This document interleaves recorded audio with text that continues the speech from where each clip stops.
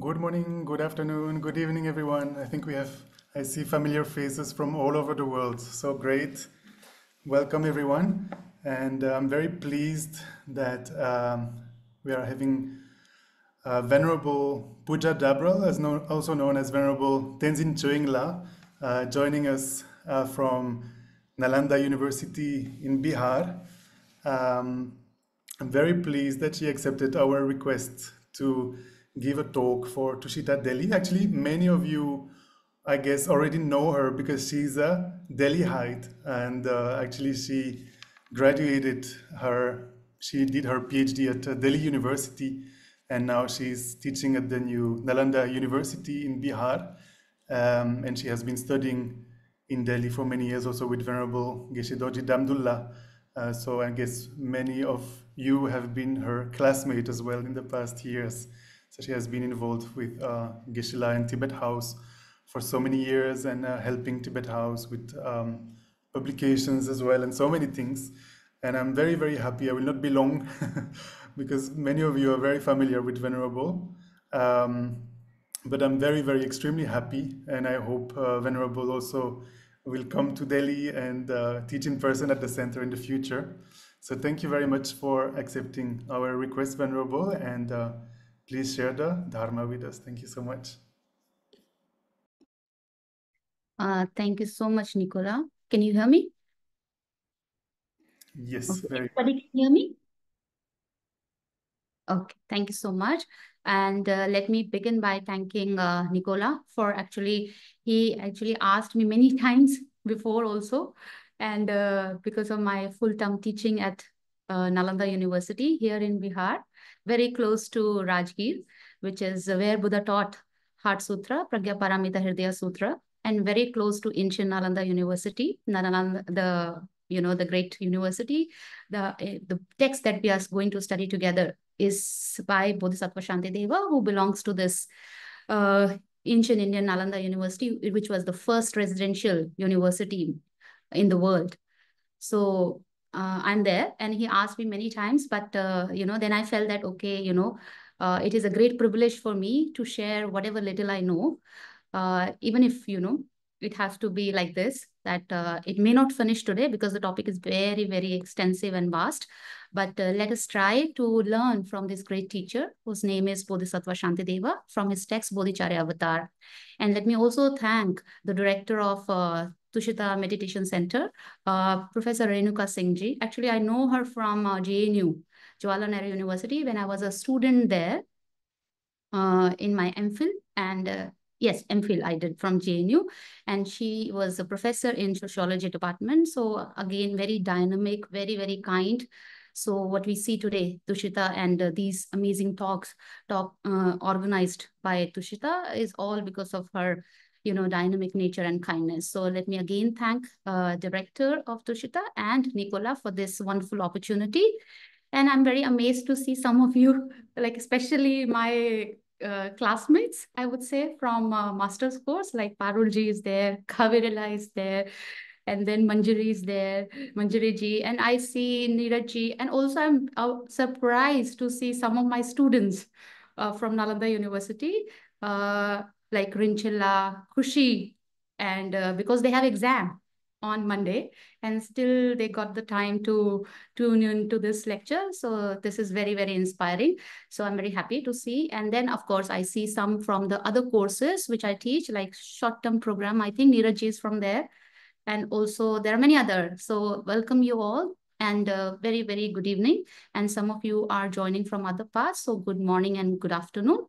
Let us not take much time, because the text that we have chosen is very important. First of all, number two, the chapter that we have decided, which is chapter number 6. So in fact, I was thinking to discuss with Nicola later that if we can have, if we can have a continuation of this, because it is very important, extremely important in today's time. And of course, any time, everybody wants to be happy. It's not the times, it's, the basic aspiration to be happy. And for that, the disturbance should be removed. Any kind of disturbance should be removed. And anger is the manifestation of that disturbance, right? So that what we are discussing today in this lecture. So let me just quickly share the PPT. And Nicola, please let me know if you can see the PPT on the screen.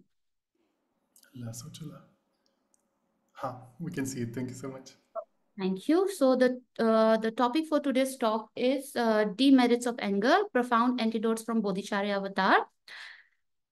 And before we go into the main topic, let us begin by some very, very precious verses, reading of the precious verses, again from the same text, Bodhicaryāvatāra.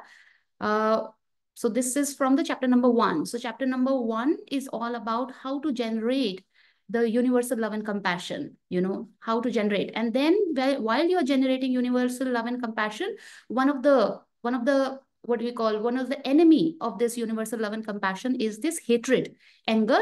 So that has also been discussed in the same book. So let's read it together. Just give me a minute. Okay. Respectfully, I prostrate myself to the Sugatas, Buddhas who are endowed with the Dharmakayas, as well as to their noble children, Bodhisattvas, and to all who are worthy of veneration. Here I shall explain how to engage in the vows or practices of the Buddha's children, the meaning of which I have condensed in accordance with the scriptures.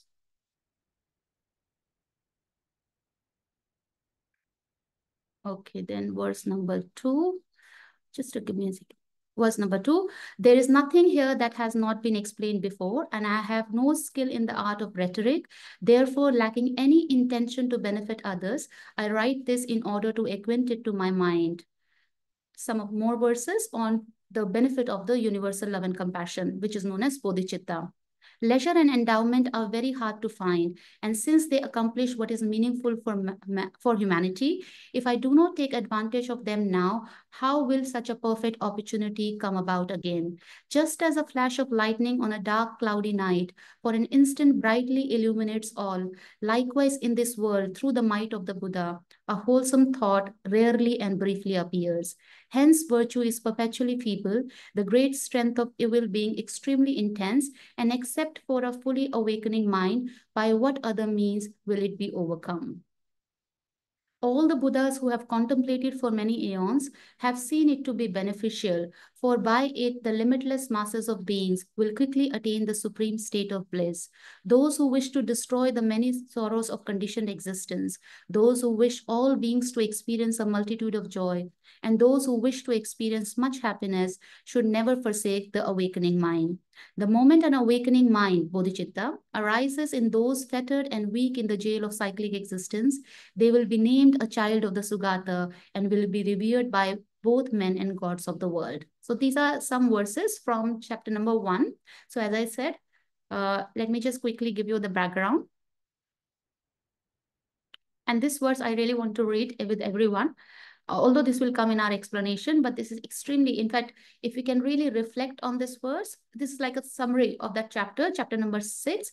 So in Sanskrit, it goes like this: Na cha dvesha samam papam, na cha shanti samam tapaha, tasmat shantim pratnena bhavedvid vividhernayaha. There is no evil like hatred, and no fortitude like patience. Thus I should strive in various ways to meditate on patience. So basically this book, what we said is the antidote from the Bodhisattva Śāntideva's text, Bodhicaryāvatāra. And as I have just mentioned, Bodhisattva Śāntideva, he is a great Nalanda master from 8th century AD, belonging to the ancient Nalanda University. And this text here has 10 chapters. 10 main chapters, and the first chapter, the few verses that we just read, these are about the benefits of the awakening mind, in Sanskrit called bodhicitta, bodhicit actually, and then it's nothing but the aspiration, the wish to become completely awakened one, or the wish to become perfect, to benefit all sentient beings. So that is the first chapter. So to fulfill that aspiration, in other words, the Mahayana path, the Bodhisattva path, to fulfill that aspiration where you aspire to make yourself have infinite happiness and also benefit all sentient beings. So how to materialize that aspiration? Then Bodhisattva Śāntideva went into the practices done by these bodhisattvas. What are the practices that these Mahayana practitioners do in order to actually materialize that aspiration of infinite happiness for oneself and all dear mother sentient beings? So this, as a part of this discussion, then the chapter number 6 is about the patience, that how, as long as we have this hatred towards anybody or towards any object, then this goal of infinite happiness for yourself and infinite happiness for all sentient beings, what we call technically as enlightenment, in Sanskrit, Buddhatva, right? Buddhatva, which is technically in vernacular or in a very simple English language translated as Buddhahood, right? Buddhahood or full awakening, Sanskrit Buddhatva. To attain that state, full awakening, what are the practices done by these practitioners? So one of the very important practice is the practice of the patience, And to do the practice of the patience, you have to know the anger. You have to know the nature of the anger, what are the demerits of the anger, and what are the antidotes to remove this anger. So that is the discussion in chapter number 6. And I would highly, highly, highly recommend everybody to read this text. To read this text with a great learned and practitioner teacher. For example, His Holiness the Dalai Lama, he teaches this text many times. So if you are aware of his teachings, I would highly recommend whenever there is an opportunity to study this text. In fact, this is one of my favorite book, which is always with me. It's like a lifelong guide that one can have with one for complete fearlessness and infinite happiness. So this is the overview of the chapter numbers of this book known as Bodhicaryāvatāra. And just to give you some idea, like for example, where all these, mental emotions like anger is discussed, in fact, some of the students who are doing Ph.D. also have joined. So for their reference, if you really want to go deeper into how the nature of anger or negative emotions is explained in past Buddhist psychology, the two very important texts are Abhidharma Kosh by Acharya Vasubandhu and Abhidharma Samuchaya by Arya Sangha, besides Bodhicaryāvatāra by Bodhisattva Śāntideva. So these three texts, Abhidharma Kosh, Abhidharma Samuchaya, Bodhicaryāvatāra, they will give you a very advanced psychology into the functioning of what we call is afflictions or negative emotions. Of course, there is a discussion of the virtuous emotions also, but if you seriously thinking about doing some research on what is the presentation of anger in different texts, in sutras and different texts of Buddhist philosophy, so these are the gems. Abhidharma Kosh by Acharya Vasubandhu, again, great Indian Nalanda master, and Abhidharma Samuchaya by Arya Sangha, coming from Nalanda University.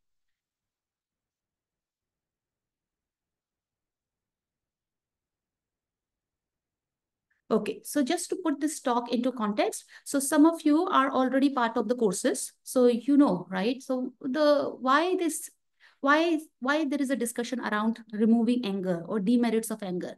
Because if there is no benefit, then there is no point wasting time, right? Even discussing about anger, what is the nature of it and what is the benefit of removing it. So basically, finally, the goal, as we discussed, everybody wants two things. One is they do not want any suffering and they want infinite happiness, right? If possible, they do not want any suffering at all and they want infinite happiness. So these two aspirations in very technical term are known as nirvana and Buddhahood. So that is the purpose of all the 84,000 sutras that Buddha gave. So all the teachings, in fact, if you pick up any teaching of the Buddha and that you cannot link with these two purposes, that is actually not the teaching of the Buddha. Why? Because all the teachings, all the words, even single word that Buddha taught is for the purpose of letting or have these sentient beings these two goals, nirvana and Buddhahood. So with that two goal in mind, if you study all the teachings of the Buddha and the commentaries written by the great Indian masters, then the benefit is twofold. Not only you get the information, but also that information can be internalized, that can be meditated upon. So that is the benefit of connecting any teaching of the Buddha that you study and for that matter, of the great Nalanda masters, with the two basic goals or two basic aspiration, which is the aspiration to have no miseries and have maximum happiness, infinite happiness, known as nirvana and Buddhahood in technical terms. And if you have question, if there is somebody who is very new to this talk and you want to know more about these two aspirations, please feel free to ask me at the end of the this talk.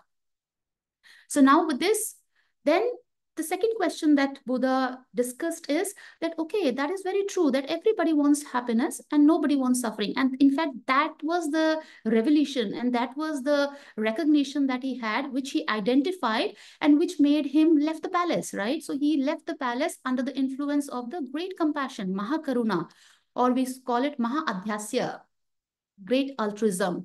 That, okay, the very fact, the recognition that just as I do not want any suffering, all sentient beings do not want suffering.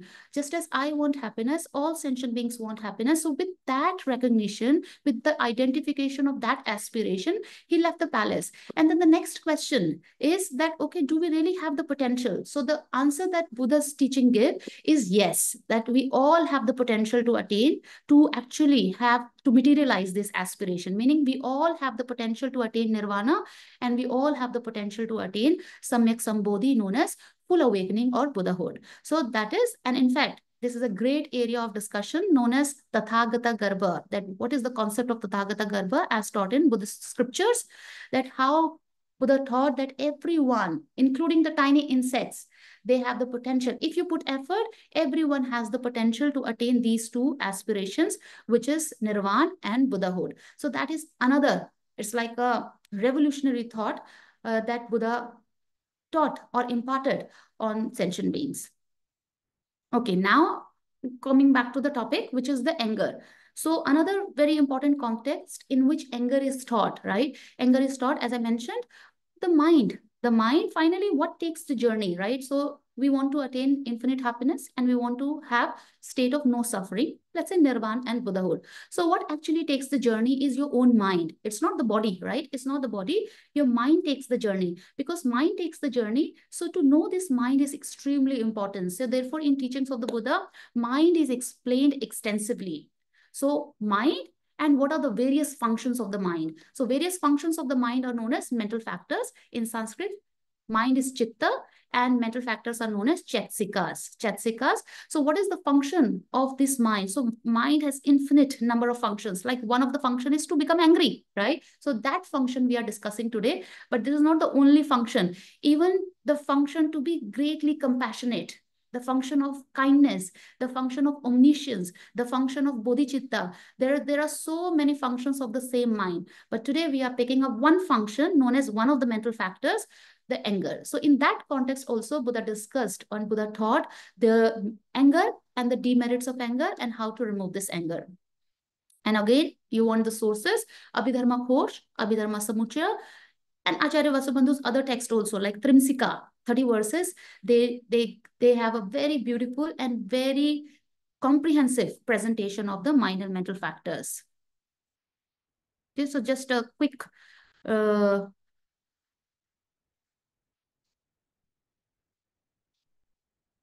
okay, just to give you a brief overview, in the Sanskrit Abhidharma tradition, and those who are from the Pali background, they must have heard about the 52 mental factors, 52 mental factors in Pali tradition. And the 51 mental factors in Sanskrit Abhidharma tradition, there is no contradiction at all. In fact, you know, there are so many research done here at Nalanda University, you know, MA dissertations and PhD students are interested that how they are correlated. The 51 mental factors discussed in Abhidharma tradition, Sanskrit Abhidharma, and 52 mental factors discussed in the Pali Abhidharma tradition. So some people, without studying, they go to the conclusion that they are contradictory. They are not contradictory at all. It's just a different classification. In fact, just for your knowledge, within the Sanskrit Abhidharma tradition, there are different presentation. For example, in Abhidharma Kosh by Acharya Vasubandhu, he explained 46 mental factors. Then in Abhidharma Samuchaya, Arya Sangha explained 51 mental factors. And then Acharya Vasubandhu, same author, in his another text known as Trimsika, 30 verses, he discussed 51 mental factors. So within Sanskrit Abhidharma tradition, you will see different classifications of the mental factors are discussed, meaning what are the different functions of the mind. So it's not that it's contradictory, Pali tradition is different from Sanskrit. No, they are just the different classification. It's like the same number of people that we have today in the class, I can classify them in different ways. Like I can divide them in, below 20 and above 20. People who are from Nalanda University and not from Nalanda University, and people from Tushita Meditation Center and not from Tushita Meditation Center. So this is how I can classify the same content in different ways. So likewise, what Buddha taught as the different functions of the mind are classified in the commentaries in different ways. So these are himself, Buddha taught in different sutras. So now, why I mentioned this? Because as a part of this 51 mental factor, Buddha again taught what is known as anger, one of the mental factor, anger as a part of the 6 root afflictions, 6 root destructive emotions, Mool Klesha. If you can see number 4, 6 root affliction, within that there is a discussion on the anger.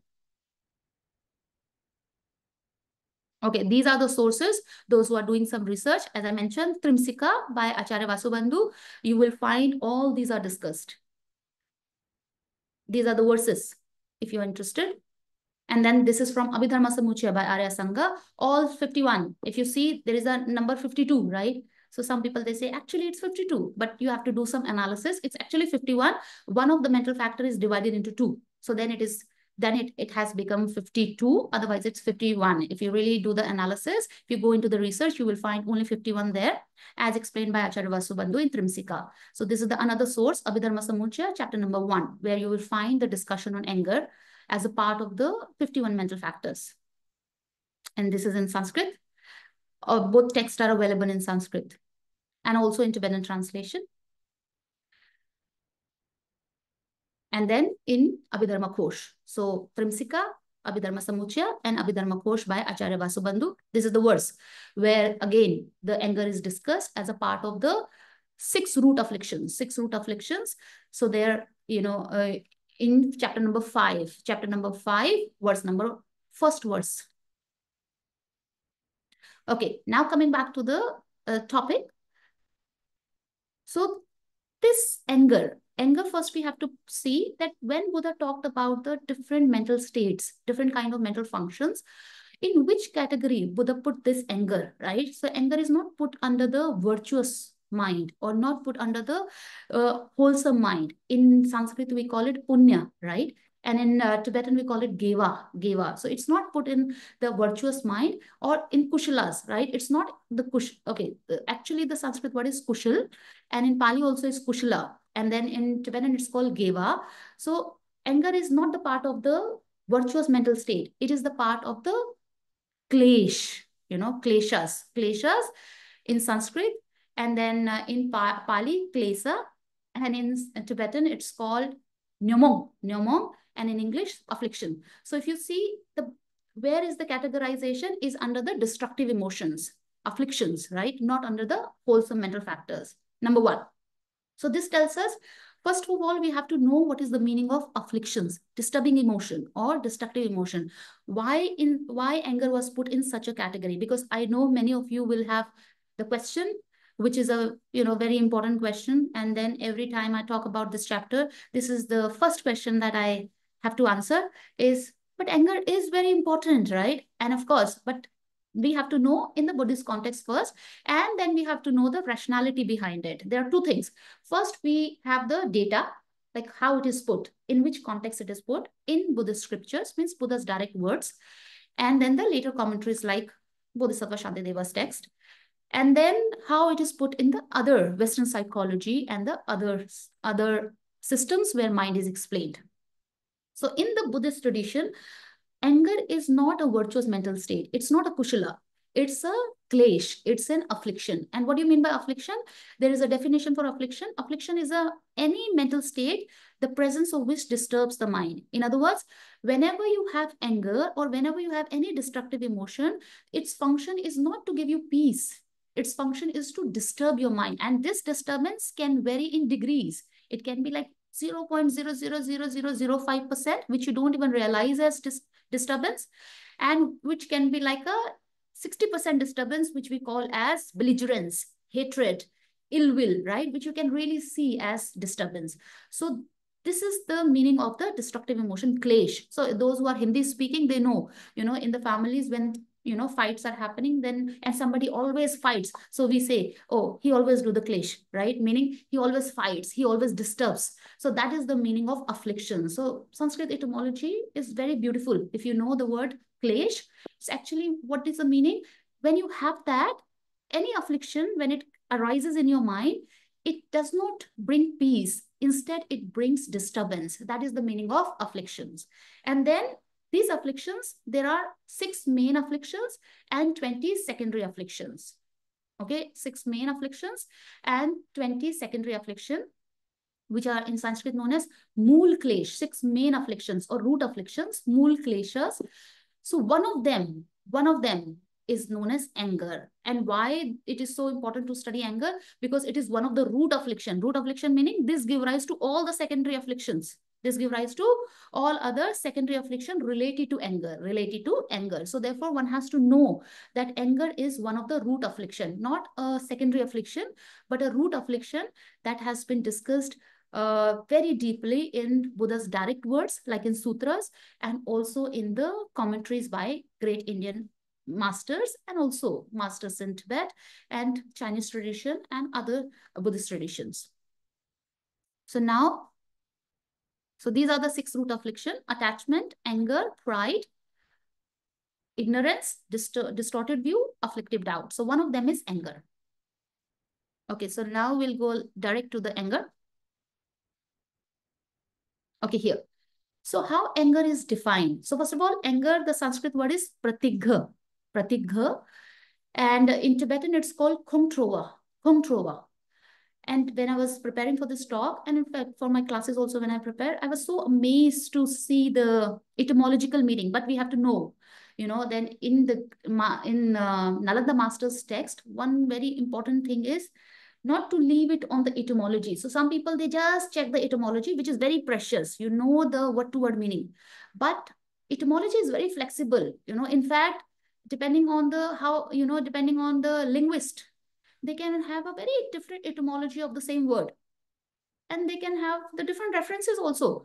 So how do we decide that this etymology is correct or this etymology is correct? So for that, the great Nalanda masters, they discuss the concept of definition, paribhasha. Not only etymology, the word-to-word meaning, but also the definition is discussed. So both are very important. Know the etymology and also know the definition. Then definition is very, it's not flexible at all. It is very precise and it should not have any exception. Okay, so anger, how? So in Sanskrit, the word is, so of course, in English, the closest word is aversion or anger. And in Sanskrit, the word is pratigha. In Tibetan is kongtrova. In fact, in Tibetan, it's very beautiful word, kongtrova. And kongtrova is it's like, it's a literal translation of the word pratigha. So basically, prati plus gha, right? Prati plus gha. This gha word comes from the ghat. Ghat, those who know a little bit of Sanskrit and Hindi, they will understand it. So basically, it's like a hitting, striking, right? And prati can have many connotations. So in this connotation, it's not about against, or it's not about just against. It's about like from inside, when the resistance arises from inside. In Tibetan also, it's kong netrova. Kongtro meaning kong netrova, meaning when you have some kind of resistance from inside. Okay, you feel some kind of resistance from inside. That is the meaning of the etymology, kongtrova in Tibetan and pratigha in Sanskrit, meaning from inside you feel some kind of opposition, some kind of resistance. That is the etymology. Now you can ask, what do you mean by that? If you have resistance towards Buddha, so, and then, you can go deeper. So therefore, definition becomes very important. From inside, have the resistance towards what? Towards what? So there the definition plays very important. So let's see the definition also. The anger, how it is defined in the Buddhist scriptures. Anger is defined as a mental state. First of all, it's a mental state. Okay, it's a mind. It's a mental function. It's one of the Chaitsikas. Anger is a mind or mental state that exaggerates the negative quality of the object and moves the mind away from the object. And it can lead to harming others. So this is very beautiful definition. And in fact, if you can really feel it, some people, they say, okay, meditation, meditation. And then this is the meaning of the analytical meditation. So Buddha did not teach us the single pointed meditation, just the shamatha, right? Just the shamat in Sanskrit, or single pointed meditation, calm abiding. Because even before Buddha, many teachers, they taught calm abiding, a form of the single pointed meditation. So what was so unique of Buddha is to introduce shamatha or vipassana, which is the analytical meditation on very profound topics. One of the topic like, what is the nature of the anger? How to remove anger? What are the reasonings to remove anger? So the more you study about the nature of the anger, the demerits of the anger, the reasoning to remove anger in a way, and then you reflect on it. You do some reflection, then you meditate on those reasonings. This is a form of analytical meditation. So here, if you can do that, that will be very, very beneficial to really bring some cognitive transformation, and not just know the meaning, but to really be able to transform your mind to feel the weight of practice of the patience. So anger is defined as, first of all, we have to know that whenever anger arises, there is something happening in the background. What is happening? That your mind has already exaggerated. First of all, your mind is focusing on the negative quality of the object. I'm sure, although because there are so many students, so there are so many participants, so I may not be able to do some discussion to save some time, but I'm sure you will agree with me that everybody has good qualities and bad qualities, right? How many, if you agree with me, just give me a thumb raise, or just raise your hand, you can do it. Okay.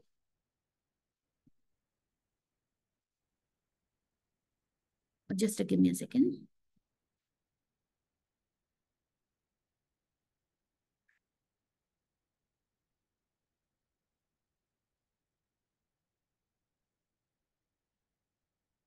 Okay, thank you very much.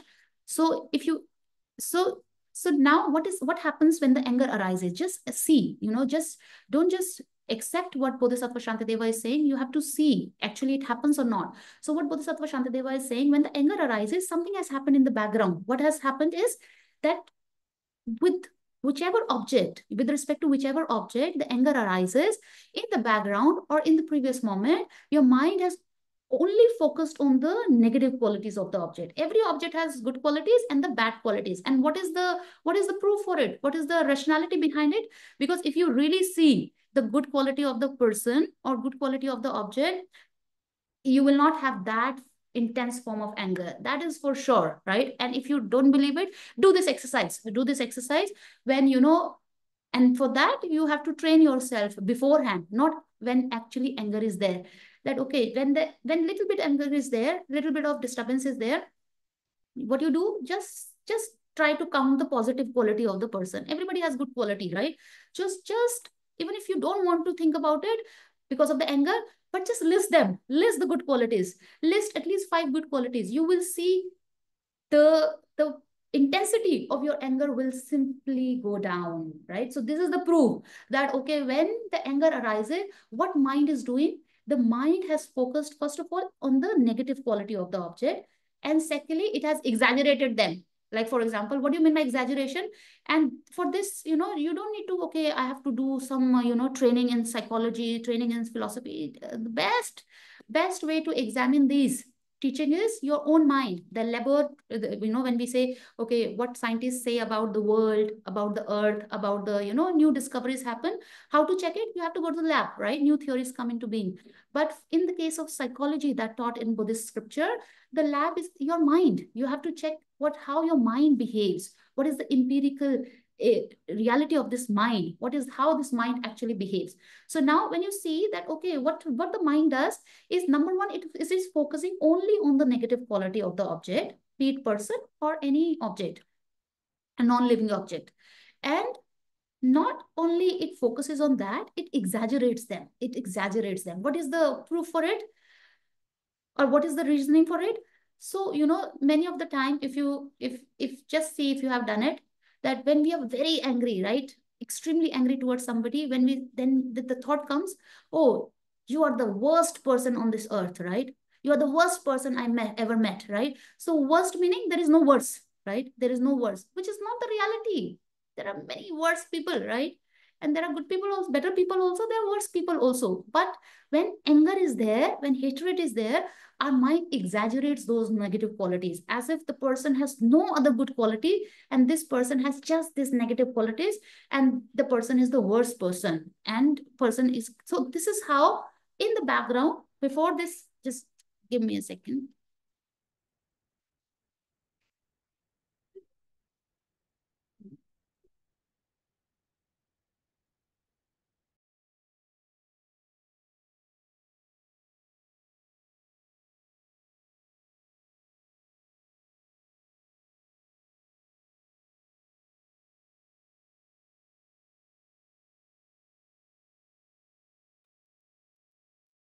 Nicola, do you hear me? Yes, Venerable Chala, we can hear you. Thank you. So now, so if we are analyzing the definition, so what anger does, number one, it focuses on the negative qualities of the object, be it person or the non-living object. And then on top of it, it exaggerates those negative qualities as if, there is no worse thing, there is no unattractive, nothing there which is more unattractive than this, right? So that is another job of the anger, right? And then what happens is, because your mind is first of all just focusing on the negative qualities and exaggerating them, then what happens, your mind does not feel like going close to the object, right? It's like this, like for example, when you see a snake, until unless you are a snake charmer, you don't like to go close to the snake. Why? Because you see, okay, how poisonous the snake is. If it bites me, then I'm gone, right? So what is that? When you see the qualities which are not very pleasing, right, which are not very attractive, then it's a natural reaction. It's a natural reaction that the mind moves away from the object. Some kind of push is felt, right? Some kind of resistance is felt. That is the meaning of the anger. That is the true meaning of the anger.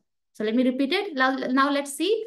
This is how, this is how it is explained in the Buddhist scripture and also the commentaries written by the Nalanda masters, that anger is a mind which exaggerates the negative quality of the object and moves the mind away from the object. And then what are the consequences? That it leads to harming others, right? So when you feel the push, when you feel the resistance, then you don't feel like benefiting others, right? You don't feel like benefiting. In fact, the more the resistance, more the push you feel, there is a tendency, there is a likelihood that you will harm the other person through body, speech, and mind, right? So this is the definition of the anger. Okay. And then it says the fuel of anger is the mental unhappiness. So this we'll discuss a little later from the text. Okay, this is another very beautiful presentation of what is anger. It comes from Arya Asanga's text, Abhidharma Samuchaya. And this is another, as I was saying, the etymology of the pratigya is from inside you feel some resistance. From the mind, your mind feels some resistance, some opposition, some kind of push, right? So some kind of resistance towards what? So then the question is towards what? So that is explained by Arya Sangha so beautifully in the text Abhidharma Samuchaya. So it says, it's from the chapter number 1. It says, what is anger? So the explanation, it is the hostile attitude towards a sentient being, a suffering, and cause of suffering. Its function consists of supplying a basis to a wretched state and misconduct. So this first part, that, okay, what is this pratigya? Means when you feel from the mind, from your inside, you feel some kind of resistance towards what? Not towards the happinesses, towards the good things. No, towards sentient beings, right? Usually anger arises towards sentient beings, right? Not towards stable. Some people, when they're very, very angry, they even hit stones. Even hits, they bang against, they bang their, they hit on the door, or they hit on the mirror, glass. That is different. But generally speaking, anger arises towards beings, human beings, right? Human beings, sentient beings. And then towards other things, like towards a suffering. So, when sickness happens, then there is a likelihood, there is a tendency. If you do not fall sick, everything is going so good, then anger, you feel that, okay, I have removed anger. But the moment anger, some kind of sickness arises, somebody says that, okay, you are a stupid person, or some kind of suffering comes to you, then the resistance is felt towards that suffering. That is another object. And then the cause of suffering, not only the manifest suffering, the resultant suffering, but what are the causes of that suffering? Towards that also, like whatever is the cause of that suffering which you dislike, again, the resistance is felt. So Arya Sangha, he categorized all the objects of the anger into three. What are they? A sentient being, number two, suffering, and the cause of suffering. And then what is the function of this anger? To finally make us do all the negative things, to engage in negative karmas, to engage in the unethical behavior, misconduct. Okay. Okay, and then to undermine this anger, to mitigate this anger, and finally to remove this anger from the root, Bodhisattva explained the antidote in the form of three kinds of patience. Three kinds of patience, and these are known as patience to bear suffering. Number one, Dukh Adivasana Shanti in Sanskrit. And then patience in not paying hate to the perpetrator, which is Apkar Marshan Shanti. Apkar Marshan Shanti. And then the third is patience to bear the profundity or complexities of the meaning of the Dharma, known as Dharma Nidhyan Shanti. Dharma Nidhyan Shanti. Okay, so these are the three forms of patience that are discussed in this chapter, chapter number 6, as an antidote to the anger. And before we go into the patience, which is the Shanti, the Sanskrit word is Shanti, and Tibetan word is Syopa, and Pali word is Khanti, right? So if before we go there, we have to know that, okay, this anger, finally, what is the cause of the anger? Okay, and another very beautiful thing that we have to know about the Nalanda Masters' writing is whenever they discuss any topic which is very important for our happiness, which is very important for us to attain happiness in this life, in future life, and finally to attain the everlasting happiness, which is known as Nirvana and Buddhahood, they always explain the concept by discussing two things. In the beginning, they will discuss two things. Means in the book, first they will discuss two things. What are they? The merits or the benefits of doing that practice and the demerits of not doing that. So this is very precious because, even if, in the very mundane sense, somebody wants to become a good professor in physics, a very good professor or renowned professor in philosophy.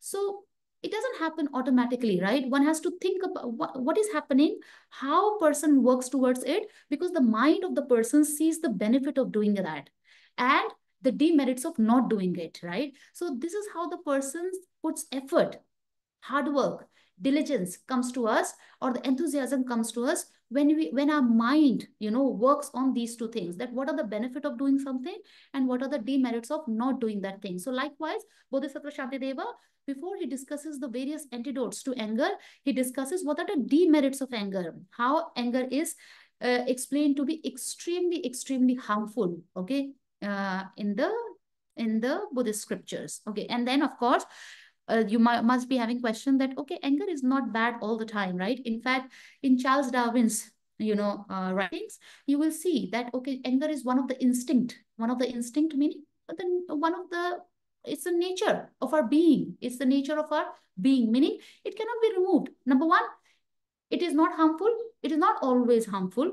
And number two, it cannot be removed altogether, right? So these two are, and not only Charles Darwin, the Western psychologist, if you see, this is how the anger is discussed, right? But the idea that Buddha Shakyamuni shared, a revolutionary idea, I would say, is that not only anger is extremely harmful, number two, it can be completely eradicated. So two opposite things. Let me repeat it. Not only anger is extremely harmful, it's very demeritorious. In other words, it does nothing good to us. It does nothing, it brings nothing good for us.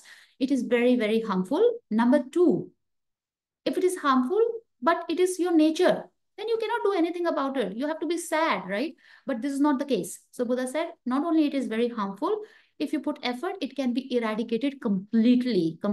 In other words, it's not the innate nature. It's not the nature of our mind. It's not the nature of our mind. So these are the two opposite statements that Buddha Shakyamuni gave, and then further explained by great masters like Bodhisattva Śāntideva. So let's read some of the demerits. Before we go into that discussion, let's see the demerits, and then let's see the antidotes to anger. So demerits are explained in this chapter from words number 1 to 6. From verse number 1 to 6, all the demerits of anger, all the harms of the anger are explained, which is the first part of this talk. Okay, let's read it together. They are quite self-explanatory. Whatever wholesome deeds, such as venerating the Buddhas and generosity that have been amassed over 1,000 aeons, will all be destroyed in one moment of anger. So this comes from Buddha. Actually, this was taught in by Buddha in many of the sutras. That one moment of anger, forget about always becoming angry. Even one moment of anger has the power to destroy the virtues that you have accumulated over aeons, over many lifetimes. And this is another etymology actually. This we should know. So pratigha word, pratigha. So in Siksha Samuchaya by Bodhisattva Śāntideva, another text by Bodhisattva Śāntideva. And in this text, in this particular text, Bodhisattva Śāntideva clearly explains why it is called pratigha, why it is called, in English, the word is anger or aversion. Why it is called such? Because it destroys pratihanti. Means pratihanti meaning, okay, so it's a Sanskrit word. Basically, it destroys the root of virtue. That is the meaning. Okay, because pratigha has the power to destroy pratihanti or root of virtue. It is called pratigha, or in Sanskrit, or aversion in English. Okay, so that is another very important meaning that comes from the Bodhisattva Śāntideva's text.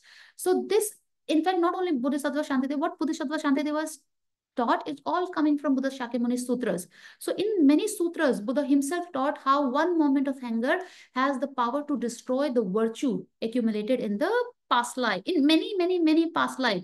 Like, for example, the virtue that you accumulate through generosity, right? You do so much of generosity, practice of ethical discipline, practice of patience, and then practice of other paramitas, other practices taught by Buddha Shakyamuni, and they can be destroyed. They can be destroyed by one moment of anger, right? So, for example, one of the sutras is Manjushri Vikradita Sutra. So sutra, when I say sutra, so there must be some new students here, new meaning new to Buddhism, completely new to Buddhism. So sutra means, sutra is not just confined to Buddhism. In fact, sutra is used in many traditions, right? It means it simply means the words, right? Discourse, teachings. Like for example, Sanskrit, we say Panini Sutras. Then in the other tradition also, we talk about the sutras, the teachings or the discourse. So, but in the Buddhist context, when we use the sutra, it refers to one of the meaning is that it refers to direct words of the Buddha. So when I cite that, okay, this is the sutra given by Buddha. So one of the direct words of the Buddha. So one of the direct words of the Buddha, which is Manjushri Vikradita Sutra, Buddha very clearly mentioned. It says, Manjushri, what we refer to as anger, destroys virtues gathered in 100 kalpas, meaning kalpa meaning aeons, right? So in other words, whatever virtues that you have accumulated over a very significant period of time, with so much of hard work of the practice of generosity, ethical discipline, patience, perseverance, skillful means, benefiting others, kindness, compassion, they can be destroyed by one moment of anger. So that is another meaning of pratigha, means which destroys pratihanti, meaning which destroys the root of virtue. Okay, so this is what is said. So in other words, this anger has the power to destroy whatever you did in the past. Okay, so by the end of this talk, let's see if we can see anger is demeritorious in 3 ways. Number 1, it destroys what we did in the past. It destroys our present, and it also destroys our future. Let me repeat it. This anger has the power to destroy whatever good things we did in the past. Then it disturbs our present, and it also has the power to destroy our future, right? So if you can see this very comprehensively, then before becoming angry, we will think 2 times, okay? We will think 2 times. And this is how Bodhisattva Śāntideva explains it very comprehensively, that how anger destroys our past, present, and future. And there is no other time other than these 3, right? So we have to, in other words, there is no way that anger benefits you. So this is the sutra reference, which, mentioned here. And then in a very mundane sense, even if you say that, okay, this is said by Buddha, how can I know this? So even if you don't get this, from the direct words of the Buddha, but it is very logical. Just see, even if you in our day-to-day life, let's say you're a very kind person, or you are very, very compassionate person, very helpful person, always there for the other person, always there for your, anybody, who you like, right? And then let's say, for example, in the companies, right? In the companies, you are the person who's doing everything, right? You're doing everything, like you do whatever the boss says, then you are there, because of which company is actually flourishing, they are having profits. Then on time, you submit all the project reports, means you do everything for the company. And then you have the habit of angry, becoming angry very easily, right? And then you become angry at your you become angry at your boss, right? And then this one moment of anger nullifies, right? Nullifies whatever you have done for the company, whatever you have done for the boss, right?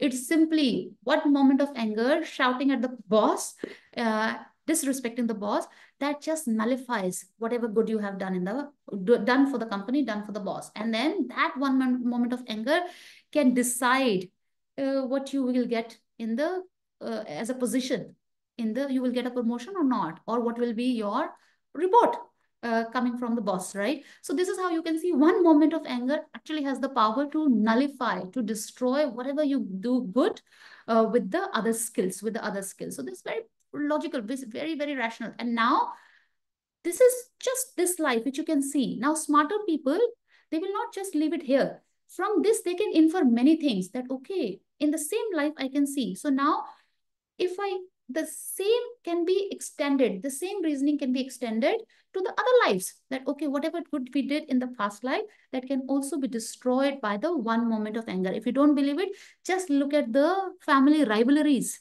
right? The family disputes which run over generation rivalry, generations disputes. So this is a clear indication that one person started the dispute, and that continues over generation. So one moment of anger displayed by one person, starting of the dispute, that destroys the generation, that destroys the peace of mind of the generation. So this is how, if you extend, then it's not difficult to understand what is said here. Very profound words. Okay, next. There is no evil like hatred, and no fortitude like patience. Thus, I should strive in various ways to meditate on patience. Third, my mind will not experience. So this we know, right? This we have to really reflect on. If we actually think about these words, many of our problems will just simply vanish, because many of the problems are just to have, no control over anger, no control over harsh words, right? So many of them will simply, I would say, mitigate to a great extent if you really reflect on how anger does all these things. It says, my mind will not experience peace if it fosters painful thoughts of hatred. I shall find no joy or happiness. Unable to sleep, I shall feel unsettled. So now you see, first words, Bodhisattva Śāntideva said anger. Second words onwards, you will see the word hatred. So just as here, in Sanskrit also, there are two words. One is called pratigha, which we discussed, and one is called the dvesh, which is hatred. Hatred means an intensified form of the anger. So now onwards, Bodhisattva Śāntideva is discussing about a very intensified form of the anger in Sanskrit or Hindi known as dvesh, and in Tibetan it's called shedang. So this is nothing but the intense form of anger, right? So now Bodhisattva Śāntideva is saying, if I have this very intense form of anger, what is its role? First of all, when you have it, nobody will say that I feel very happy, right? I feel very happy when the anger is there. Everybody will agree that whether it benefits me or it destroys me, the fact is, when it is there, I don't feel happy. It's very disturbing, right? Hatred is very disturbing, right? It's like, that's why Buddha said, anger is like the burning coal that you hold in your hand with the intention to throw it on others. But the first one who is burnt is your own hand, right? So this is how Buddha very clearly mentioned that anger is just like a burning coal. When you have the anger, the feeling is not pleasant. It's a very unpleasant feeling. So my mind will not experience peace if it fosters painful thoughts of hatred. I shall find no joy or happiness. That's very true. When you are angry, when you are disturbed, when you are upset, the world is celebrating, right? The whole company is celebrating, the whole university is celebrating, but you are suffering, right? So this is what I shall find no joy or happiness, unable to sleep. And some people, they can't even sleep, right? They become so angry towards one person, towards the working style of the other person, or, the system, or, obviously, politicians sometimes, and then the system of a country, that they cannot even sleep. They cannot even sleep. It is extremely, extremely disturbing. So you lose your sleep and shall feel unsettled, meaning it's very unsettling. It's not a very comfortable state. And of course, physical drawbacks are there, in terms of your health. There are, physiologically, you can see there are demerits like hypertension, then high blood pressure, and then, of course, and in fact, one of the benefits that Buddha taught to practice patience is to have a very pleasant appearance, So nowadays, even beauticians, they say, if you don't want to wrinkle very soon, don't be angry, right? So, it does not give you a very pleasant appearance, right? So anger, one of the result that Buddha taught is unpleasant appearance. It has nothing to do with the beauty. It simply means pleasant appearance means when somebody looks at you, person likes to talk to you. That is the meaning of pleasant appearance, not beautiful, or not like, in terms of beauty.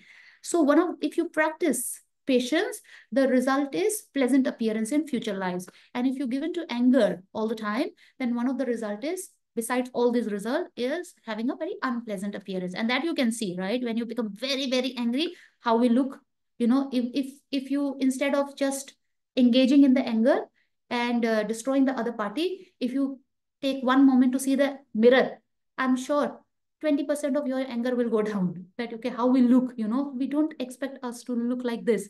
And we all want to look good, right? And then if you just see the mirror at that moment, then you will, 20% of your anger will go down, that, okay, this is not very pleasant to look at. Okay.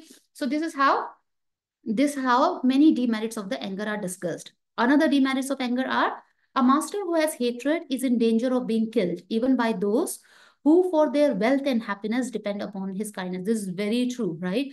That what is being discussed here is, let's say, even if, if you have the habit of becoming angry very easily, disrespecting people very easily, then one of the danger is that even if those people who live at the mercy of your kindness, let's say you are the master, or you are the person who gives the wages to the person, like, sometimes it happens, right? You read the news, and then this servant or this help killed the master. And then when the people ask the servant, why did you do this? They say, okay, although he's very nice, very kind, always giving me salary on time, but he disrespected me in public. He shouted at me, right, in public. So that made me have so much of anger, and that led to this kind of what do you call it, undesirable consequence.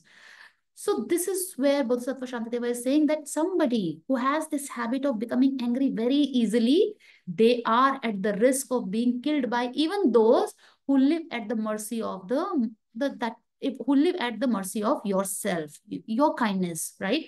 So it's not a good thing. In fact, all this road rage, right?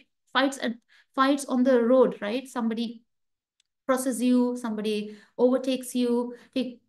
So what is these fights about? It's all about that you do not have the control, right? When you do not have the control, then it can lead to many, many bad consequences, like even to the extent of killing the other person, right? Killing the other person. And when the anger calms down, then you realize that, okay, this was not worth it, right? This what I did, this now what I'm experiencing behind the bar, people not liking me, this is not worth this, this kind of mental state. Okay, good. Then fifth, by eight friends and relatives are disheartened. Though drawn by my generosity, they will not trust me. In brief, there is nobody who lives happily with anger. So here Bodhisattva Śāntideva is summarizing that how not only anger harms you. So till 4, we discussed that, okay, how it harms the individual person.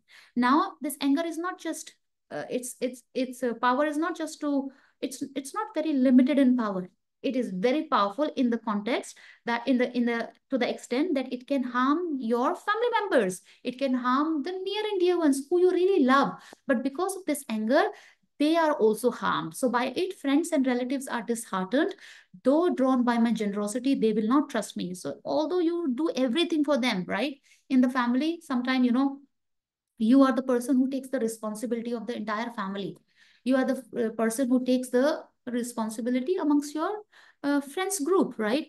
But if you have the habit of becoming angry very easily, then people who really love you, they feel very sad, right? They will not hate you, right? Because they love you, right? They will not hate you, but they feel very disheartened. Disheartened, they feel very sad.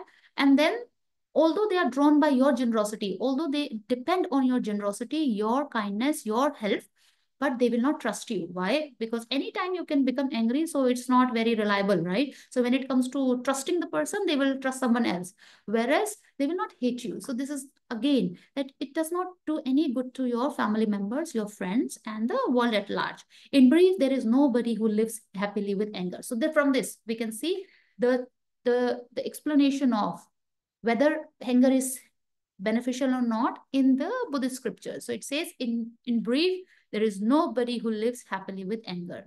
Hence, the enemy anger creates suffering such as these, but whoever assiduously overcome it finds happiness now and hereafter. So now knowing the demerits, don't let us not just, accumulate so much of negativities. First of all, what we did in the, okay, now let me just summarize it, the demerits in the, that how, when I said, it says in brief, there is nobody who lives happily with anger. In other words, anger never benefits us. Why? Because there is no time when anger can actually benefit you. It destroys your past, it destroys your present, and it also destroys your future. How it destroys our past, we just discussed, analyze that whatever we do, good things, whatever good we do, whatever virtues we do in the past with the practice of generosity, benefiting others, kindness, helping others, and also doing some prostration, venerating the Buddhas and Bodhisattvas, they can be simply destroyed by the one moment of anger. So what you did in the past, all the good things you did in the past, that is destroyed by one moment of anger, this anger, right? Now, in the present moment, even your present is destroyed. Not only past is destroyed, even present is destroyed. How? When the anger is there, just see how it feels, right? The feeling is not pleasant. It's very disturbing, right? It's extremely disturbing state. It's not a pleasant state. So why should you be in the disturbing state, right? First question should come to us before we go to the extent of asking that, okay, anger is very important to protect others. Anger is very important to defend me. First, be very practical. Let's see how it feels when the anger is there. So how you feel in the present moment when the anger is there. And all of you will, I'm sure, will agree with me that when the anger is there, forget about the result it will bring. Just forget about it. Now we are doing it step by step. In the present moment, when the anger is there, it's very disturbing state. It's not pleasant, right? And if you say that I'm not too sure, compare it. Compare it when you are very compassionate, when you're very kind, very happy, and then compare it with when you're angry. Then you will see the contrast that, okay, even the present moment is destroyed. My present sleep is destroyed. My present discretion of what is under the sway of anger, if we lose our discretion, right? When you become angry, then the decision that you take is very short term, right? So therefore, great masters, they say that when you don't make decisions when you're angry, right? Don't make decisions in two states, when you're very angry and when you're very happy. In both the case, you are going to make very good, very bad decisions. Why? When you're very angry, what is the problem? Your discretion is very limited. Your outlook of the reality, your cognition of the reality is very narrow, very limited, right? So as I said, what is happening when the anger is there? First of all, you're looking just the negative quality. And on top of that, you're exaggerating them. So you're not seeing the entire picture, right? You're not seeing the complete reality. Because you don't see the complete reality, on that basis, if you make a decision, that is going to be very incomplete, meaning very short term. It may appear as beneficial in short term, but in long term, it's going to harm you, harm society, right? So therefore, don't make decisions when you're very angry. Calm yourself down. Then think about the good qualities also, and then seeing the entire picture, then make the decision. then make the decision. So therefore, when you're angry, don't make the decision. And also when you're extremely happy, right? Somebody praises you that you are the best person, right? You are the person who can, solve everything in the world, right? And then you feel that, okay, maybe I am the one, right? And then you make some decision. This is again going to be very, very, again, what is happening? You are exaggerating the positive quality, and just focusing on them. So again, you don't see the negative side. Again, the decisions are going to be very, very short term and not beneficial in long run. So this is how, the how it destroys your present is when the anger is there, just analyze it, do this exercise, right?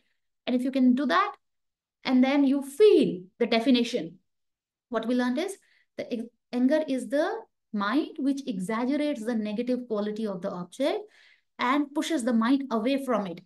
If even after this talk, if this much comes to you, I will feel very, very happy. I will feel that, okay, it was so good to, to come together and study this text together. So I will really feel because if we can really feel the definition, a revelation will come that, okay, that all the reasonings should be learned deeper, means the desire to go deeper into the reasonings will come to us. So practically, if empirically you can feel it, then only it will happen. Otherwise, of course, we all read something, we all study, something, but the desire to really integrate, the desire to really change, the wish to really transform, this will not come to us until unless we really feel the definition. Okay, so this is how the anger destroys your present.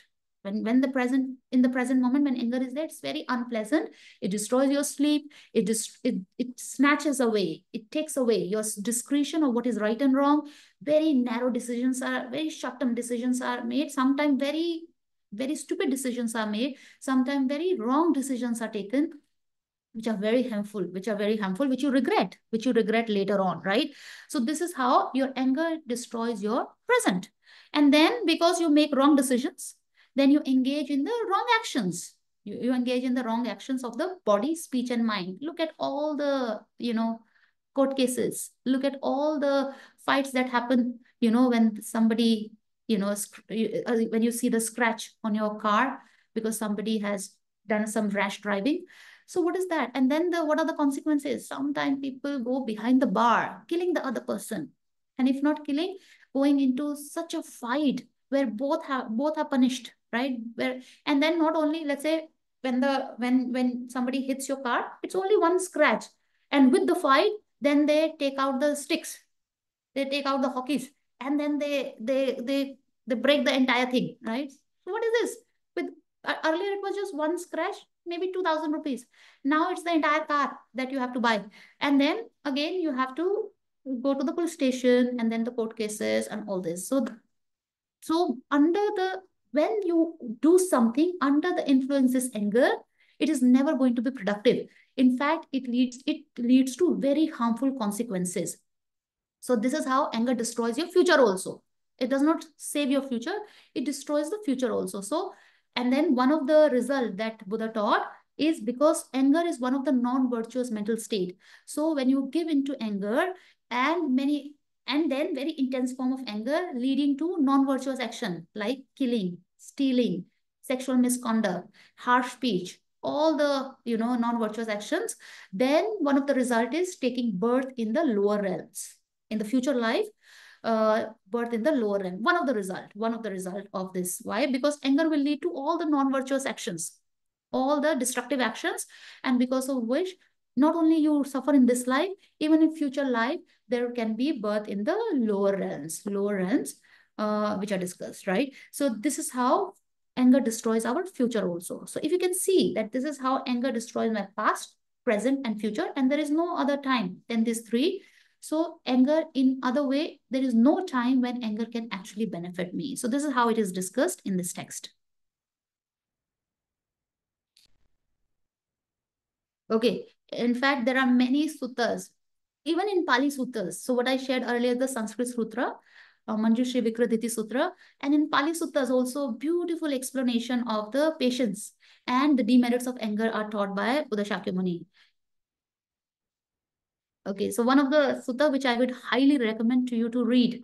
The more we read about it, the more our mind will be transformed. There is no other way. There is no other way to change suddenly, right? The more you think about the demerits, more you actually, and very rationally, very logically, when you see the demerits, harms of the anger, it is the human tendency. Like, for example, when you see that snake can bite me, you will go away. You will not go and hug the snake, right? So likewise, when you see that anger can really destroy me, you will not hug the anger. You will try to mitigate it. You will try to remove it. Okay, so one of the sutta is known as Kondhana Sutta.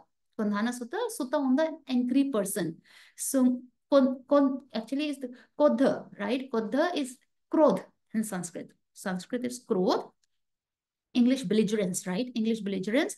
So in this, Buddha taught it very beautifully. If you read it, you will feel that, okay, how, anger actually blinds me. So there Buddha is actually discussing with one of the disciple.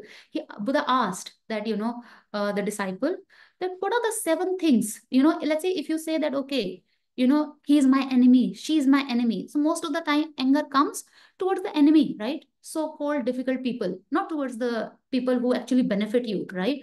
So then Buddha asked that, okay, what is the, what is you, okay, how many of you agree with me that, okay, we do not want our enemies to be happy, right? That is the meaning, right? Enemy meaning, okay, somebody who is very difficult, right? So when enemy is happy, you feel sad. When the enemy is suffering, you feel happy, right? So if you see that, so then Buddha said, this is our basic way of operating in the world, right? That enemy means somebody difficult. And then we do not want to do anything which benefits the enemy. Because, if the enemy is rewarded or enemy is given some award, you feel very sad. As if your award has been snatched away, right? And then when the enemy is given some, deprecated, is disrespected, then you feel very happy as if some award has been given to you. So what is this? This is our natural way of, so far we have always worked like this, thinking that an anger is very beneficial for us. So then Buddha said, but this is very contradictory. Buddha said, this is very contradictory. Why? Because you want your enemy to be unhappy, right? So Buddha said, this is your wish, right? So then the disciple said, yes, usually people like this.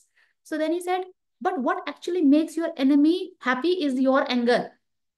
And then he discussed the 7 things which make your enemy very happy. And then what are they? It says, so how anger makes your enemy happy, right? So we all want that our enemy should not be happy. It's me who should be happy, because if my enemy is happy, I will suffer, right? And then if my enemy is not happy, then I'm very okay, right? So then, but when you give into anger, when you become angry, in a way you make your enemy very happy. How? Because when you're angry, 7 things happen which makes your enemy very happy. And just see if this is true. If you have this experience, this is the best way of meditation. If you have that, some of these experiences in your life. What is that? Buddha said, what is anger? Anger, so what is the enemy's wish? Let's say somebody who's very difficult. What does he want? He or she wants that you should look very ugly, right? You should not look very nice. You should look very unpleasant. So when you are angry, when you give in to angry, you look very unpleasant, right? Nobody wants to look at you. Nobody wants to talk to you. So in a way, you fulfill the wish of the angry or wish of the enemy that you should look ugly, number 1.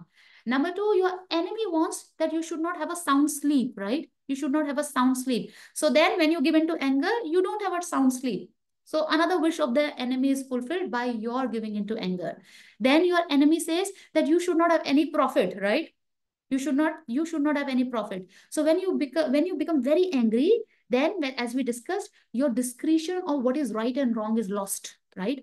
And then the decision that you make is very counterproductive for your work, for your company, for your profession, right? And then instead of making profit, you suffer loss. So therefore, your enemy says, oh, may this person not have profit. And actually, what makes you not have profit is your anger. So again, this anger makes your enemy happy. Then your enemy wishes that you do not have any wealth, right? So when you suffer loss, then you don't have wealth. You're deprived of wealth. So again, your enemy wants you not to have wealth, and which made this aspiration fulfilled is your anger, right? Then finally, then another, That enemy wants that this person should not have any reputation, right? So when you become angry so easily, disrespect people, then people also don't like you. They also say that, okay, you are a very bad person, you are a very harsh person, you don't talk nicely, you don't have humility, you don't you're not very humble, modest, although you know many things, you are very rich, you are, you know, knowledge wise extremely good, but you're not a very good person. So your reputation goes down because of your own anger, and this is what makes your enemy happy. Then your enemy wishes that this person should not have any friends. Again, you know, enemy may not be able to do it, right? Even if they wish, they make the prayers whole day, right? May you not have friends, may you not have friends. They cannot do it. They cannot really do it. But what makes their aspiration fulfilled is your anger. When you become very angry, then people go away from you, right? Oh, anytime this person can, you know, give into anger. Anytime this person can shout at me. So I don't want to be in that position. So your friends just slowly they disappear, right? So this is what? This is again what fulfills your aspiration of the enemy, that you should not have friend, is not the enemy, is your own anger. And finally, Buddha said that enemy wants that you should not have a good rebirth. Not only in this life you should suffer, the real enemies, the real difficult people, they will say that, okay, not only in this life, when somebody really hates you, what is their wish? Not only in this life, in future life also you should suffer in lower realms, right? In lower realms, in hell realms, in hungry ghost realm, in animal realm, right? And then even if they do whole day prayers, they do everything. They do everything. They go to the teachers. They do prostrations to Buddhas and Bodhisattvas with the wish that you take birth in hell realm. And then they make, you know, they do everyday mala chanting of the mantras that you have, you know, rebirth, a very bad rebirth. They cannot do it. But what can actually do it? Your own anger. Why? As we discussed, with the anger, your discretion is lost. Then what you do with the body, speech, and mind is to just harm others, right? You harm others, and because of that, when you harm others through 10 non-virtuous action, okay, let's quickly say the 10 non-virtuous action: through killing, stealing, sexual misconduct, harsh speech, then divisive speech, then idle gossip, and then lying, and three of the mind, which are ill will, covetousness, and the wrong views. So these are the 10 non-virtuous actions that you engage in because of the anger. So when you engage in, one of the result is that in the future life, in this life, of course, you suffer. In the future life also, you take birth in the lower realm. So your enemy wanted you to not only suffer in this life, but also in future life.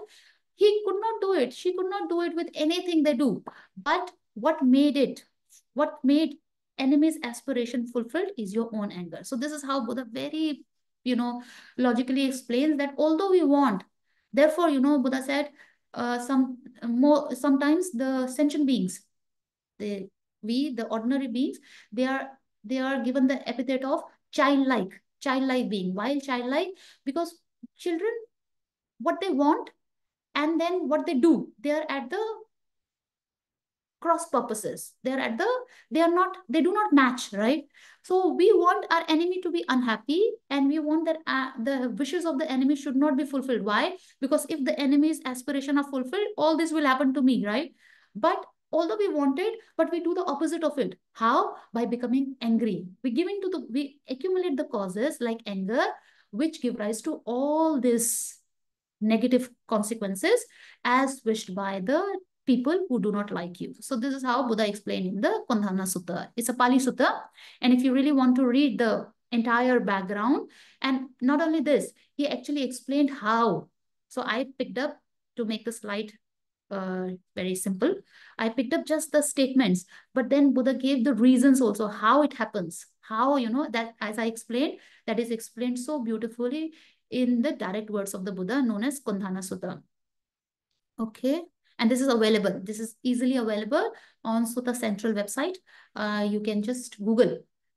If you put this 7.64 in the Tripitaka, in Pali Tripitaka, this is 7.64 Anguttara Nikaya. Anguttara Nikaya, one of the sutta is Kondhana Sutta, an angry person.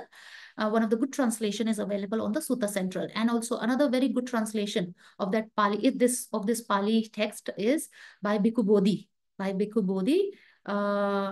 That also you can check. So Bhikkhu Bodhi has translated all the Pali Suttas in big volumes into English, and the translations are extremely good. So if somebody wants to read more, these are the sources.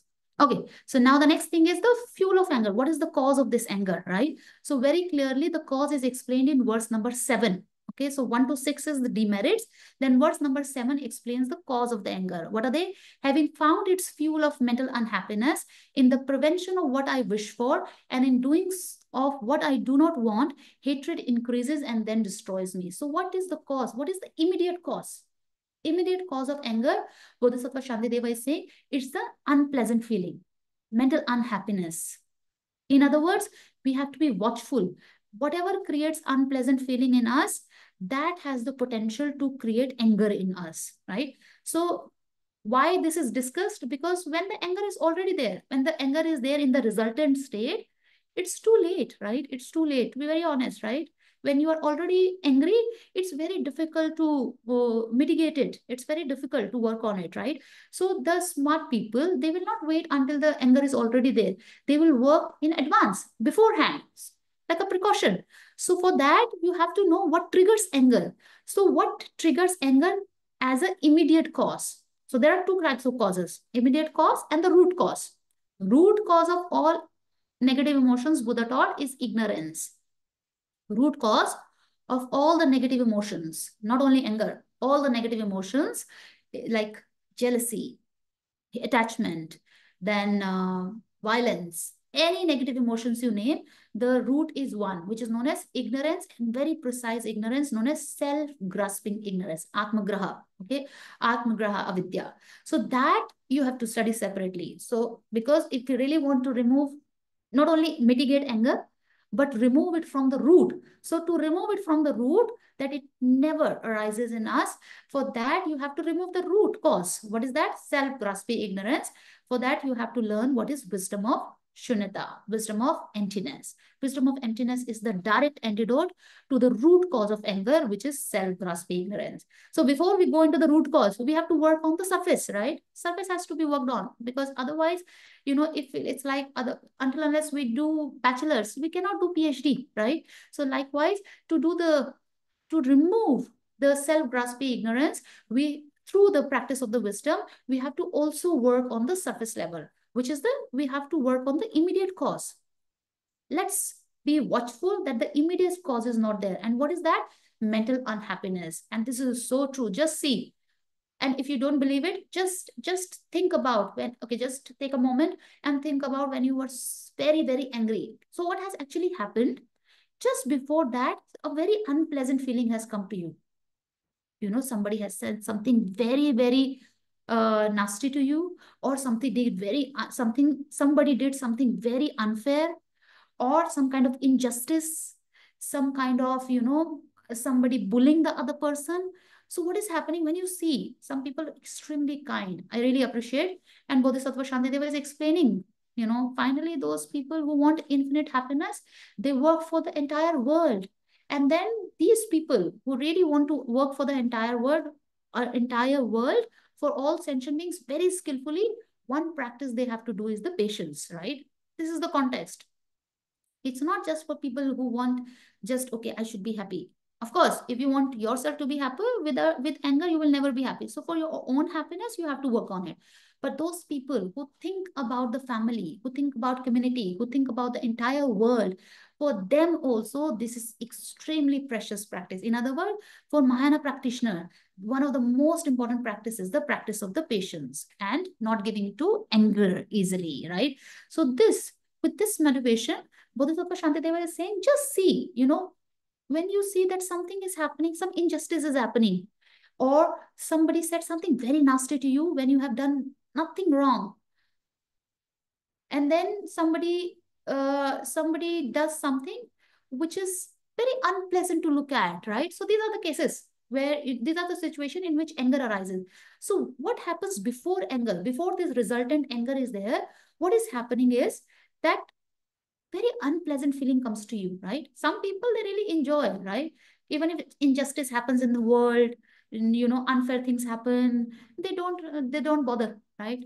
it doesn't affect me, so it doesn't matter, right? Whereas some people, they really have the heart, they really want to, and these are the smart people, right? They want to work for the entire world. So these people, and also those people who do not want to be unhappy at all, again, very smart, right? Why should you suffer? So these people who want that, okay, I should not have any pain, any disturbance, and at the same time, I know that nobody wants suffering, so they should not have any disturbance. So these people, when they see any kind of any kind of unpleasant experience comes to them, or unpleasant, or something which is very unattractive, something which is not very pleasant, right? So then what is happening inside your mind? Very unpleasant feeling arises, mental unhappiness arises, and that mental unhappiness has the potential to give rise to anger, right?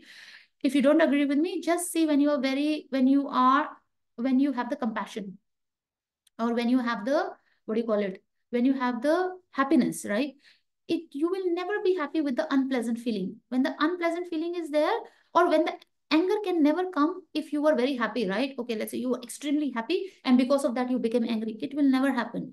In other words, for anger to arise, one of the immediate cause is mental unhappiness. So therefore, Bodhisattva Śāntideva is teaching us the reasonings to take care of this mental unhappiness. He teaches both. He gives the reasoning to tackle the immediate cause, which is mental unhappiness, and also to tackle the root cause, which is the self-grasping ignorance. In other words, he teaches the antidote to immediate cause. Let me repeat it. Antidote to immediate cause, which is mental unhappiness, in this chapter, 6th chapter. And then in the 9th chapter, which is on wisdom of emptiness, he teaches the antidotes to root cause of anger, which is the self-grasping ignorance, right? Self-grasping ignorance, teaching about the wisdom of emptiness. So therefore, the entire text is very important. It's not just one part.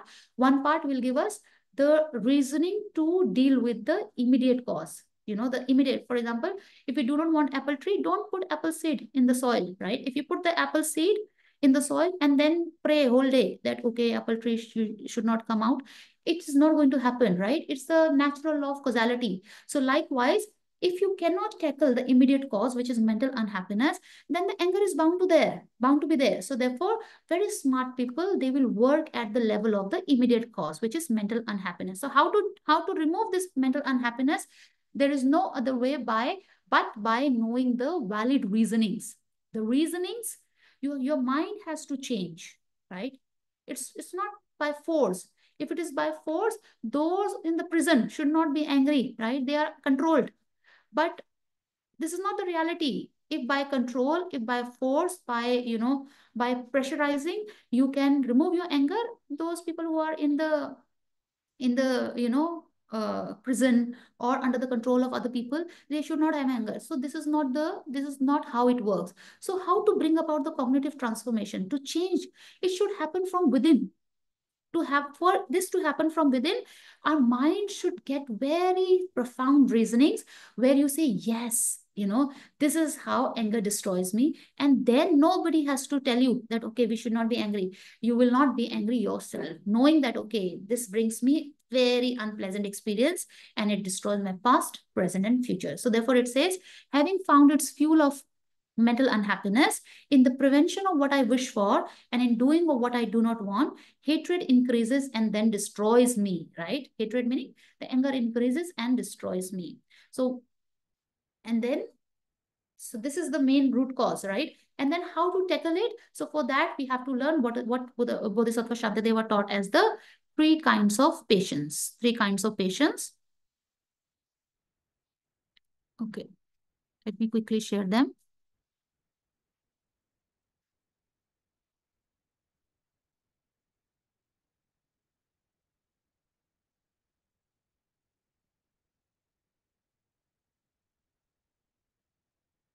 Okay, here.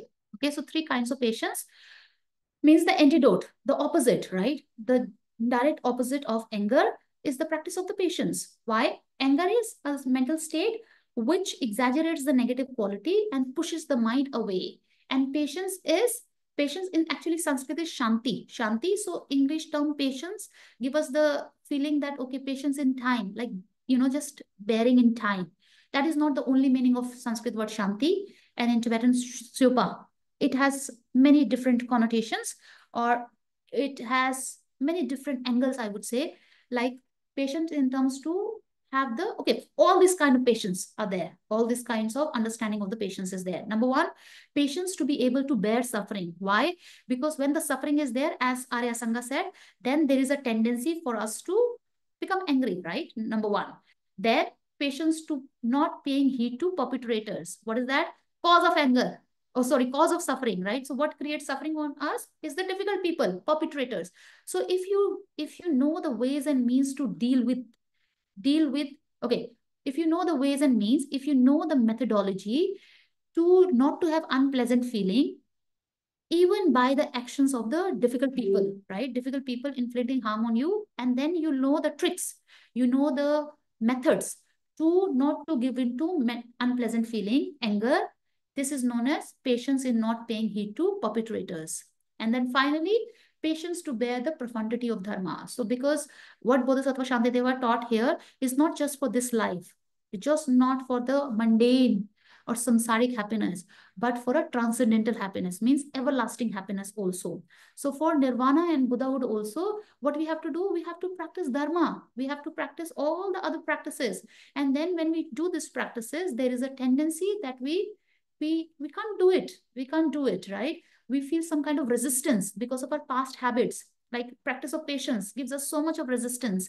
Then practice of generosity is very difficult, right? If you're a very stingy person, generosity is very difficult. And if you have the habit to give into unethical behavior, ethical discipline is very difficult. So do the other practices of Dharma.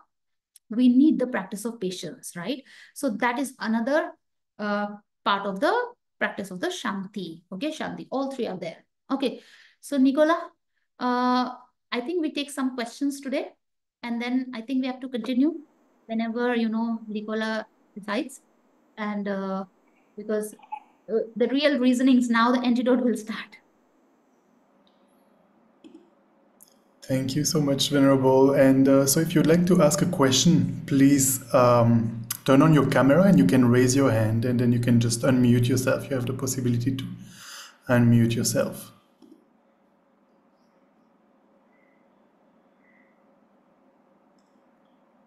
I think Neil, please go ahead. Durbhavana, is it also the word for what you were saying initially? I lost it. Klesha, maybe? Okay. I'm not positive. Okay, thank you. So Durbhavana, actually, Durbhavana is the bhavana, right? So the word bhavana, actually, bhavana has many, many meaning. But in this context, when we say Durbhavana, it's like some kind of bad feeling, right? Or ill will, right? Ill will. So klesh is very precise. Klesh is a very precise word. What is that? Something which is related, means very, very good English translation is affliction, like disturbing emotion, disturbing, right? Something which is disturbing, klesh, right? In Hindi, it works very well. And then Durbhavana, it could be the part of it, like for example, all the kleshas, within the kleshas, there are which are in the family of anger, pratigha, right? Where the aversion is discussed. So within that, you can discuss this, but precisely if you say this is exactly same, that I wouldn't say. So Durbhavana is like some kind of, bad feeling or some kind of ill will. So that is discussed under the category of anger. That is discussed. But again, this may not be the exact equivalent to kleshas, because within kleshas, there are neutral one also. This we should know. Even ignorance is discussed, avidya is discussed, and then moha is discussed, which is, what do you call it? There are two different words, right? Moha and avidya. So they are neutral in nature. They are not in the nature of anger, in the family of pratigha. Okay, thank you, Neilji, for this question. Hi, ma'am. May I? Yes, Divya. Is it Divya? Yeah, that's me. Yes. Hi. So, my question is that, so these days I'm doing a bit of shadow work, and I really want to know what is the difference between irritation like frustration and then anger. Also, sometimes you know that you are not angry on the person, but you feel like this person is irritating me. It is not actually about anger. It is not about that I have something against you. It is actually inside of me that I am irritated with myself. That's why I'm being angry on you. Uh, Okay. and also shadow work tells you that you have to accept that part of yourself, and also there are reasons you have to uncover beneath your shadow, like what is beneath your anger, what is beneath your irritation. There is something positive always. So what is irritation, frustration, and there is sometimes anger which arises from jealousy. From Yes. jealousy there is jealousy also, then there is anger also. So what Divya, this is is all a very this? important Yeah. question. In fact, these are the discussions in the Buddhist psychology. So when I showed you the 51 for this purpose, that this is not just one, right? Within this is one of the root affliction that we are discussing, right? One of the main affliction which has the potential to give rise to many secondary afflictions also, right? So all this, like what you discussed, they are discussed there. Like jealousy is discussed there, belligerence is discussed there, and then irritation. This word irritation, this is very, in fact, within anger family, it's like a, I mean, in English, I think I feel that anger is doesn't go so well because, but it is, it's also good to use this word because everybody can relate with it, right? But as I discussed, the pratigya means like, pratigya means from the inside, you feel some resistance, irritation, right? So what you said, irritation is actually the mental unhappiness, mental irritation, mental irritation. Now, as you said that although I'm not very angry towards you, so there is no manifestation in the form of resultant state, which is pratigya or anger, but already causal state is there, which is mental irritation, right? So if you keep on fostering on the thoughts, right? Keep on fostering new thoughts, then this has the potential to give rise to resultant anger also, and which can be more intensified version, right? So there you see now in Buddhist psychology, it is explained so well. What is the causal state? Like the mental irritation, and then the resultant anger is also discussed. And within the resultant anger, there can be varying degrees, like jealousy is the family of anger, not anger, right? Belligerence is in the family of anger, not anger. Likewise, many other states are discussed within the family of anger, which are not anger, but takes the nature of the anger, takes the same nature of the anger, meaning the definition is fulfilled, where your mind feels pushed away. As you said, you don't have the anger towards the person, but you're not happy also, right? You don't feel very happy, and you don't feel like embracing, you don't feel like going close to the person.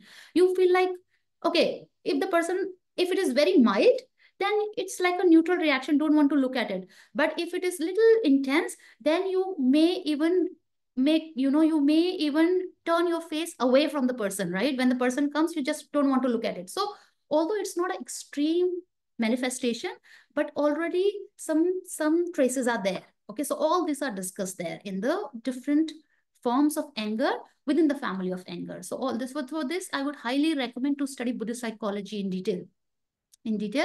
And then, after, if you are part of Tushita Meditation Center, then there are many courses which are taught by great teachers like, Venerable Geshe Dorji Damdullah. He's teaching Nalanda diploma course, and there he teaches Buddhist psychology, so there also, you can learn in detail, and then you can work on both level, not just the intensified resultant anger form, but at the causal state, which is mental irritation, mental unhappiness.